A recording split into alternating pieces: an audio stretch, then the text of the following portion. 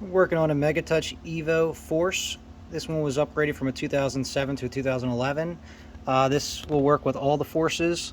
I'm going to put the key in the top, turn it, open the front towards you. 9 out of 10 times the problem with these during shipping, the fans will come loose on the main computer board here. You're going to want to remove these two Phillips screws here.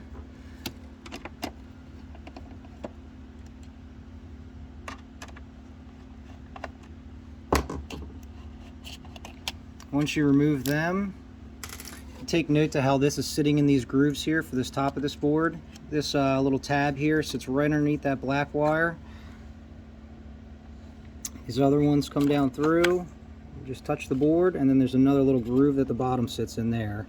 So this board here will lift up, come over to the right a little bit around those tabs, and come forward towards you. Most likely you'll see something like this, where this heatsink with this fan mounted to it came off the main computer chip. It does have two tabs there. It does make it a little bit easier if you disconnect this main power plug from the power supply. There's a little tab on the inside here. If you push that and give this a little wiggle and pull, it will come out and allow this board to come down a little bit farther towards you. So what you'll see is this fan that has two tabs there, front and back, and it sits right in that groove there. There is a tiny little groove in the front here. If you mount this above that, this will not be seated on this this chip here. If it isn't, it's going to still freeze up. The easiest way to do it is to clip the back in first. There's a little tab down here that it locks into first. It is a little difficult sometimes to get them to go in. Kind of lift them up. Now that that's locked in, you can just let it come down there. Now see the back comes off. So usually two hands makes it a little bit easier. Okay, now we have two hands here. You get that back tab back on. You can kind of lift up on it with your pointer finger there, makes it a little easier, and you come around to the front. Small flathead screwdriver, full size one will work, it just makes it a little bit more difficult. You'll use this little groove here. Put that in there. Work it down. Make sure you're in front of that, that little piece there. And then you will pull it, clip it down in there just like that. Okay, now that we got that on there, you can see in the front here, it's kind of hard to see there, but there's that little groove. It's sitting in front of that groove. Good note is to make sure that the metal bracket in the back is pushed back and it is touching all the way on this heatsink here, so you know it is in the right position.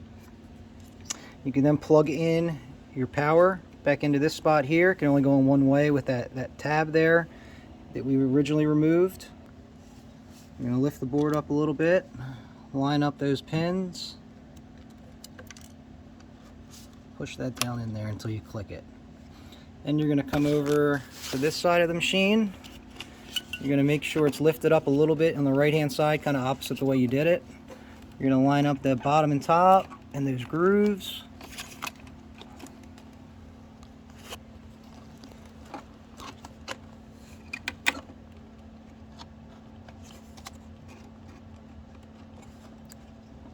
The only one you want to be careful of here is this one right here, the black wire, the single black wire. And once you get them all lined up there, you can slowly push down here and line up your holes again on this side. Put your Phillips screws back in.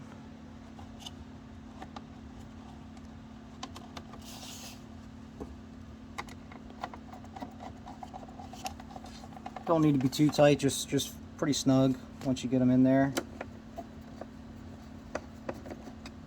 And then you just want to make sure that all your wiring and these edges and around here is pushed backwards, not going to get pinched when you lift it up. You can then close the screen, lock it, and then turn your machine back on, and it should boot up without it freezing up.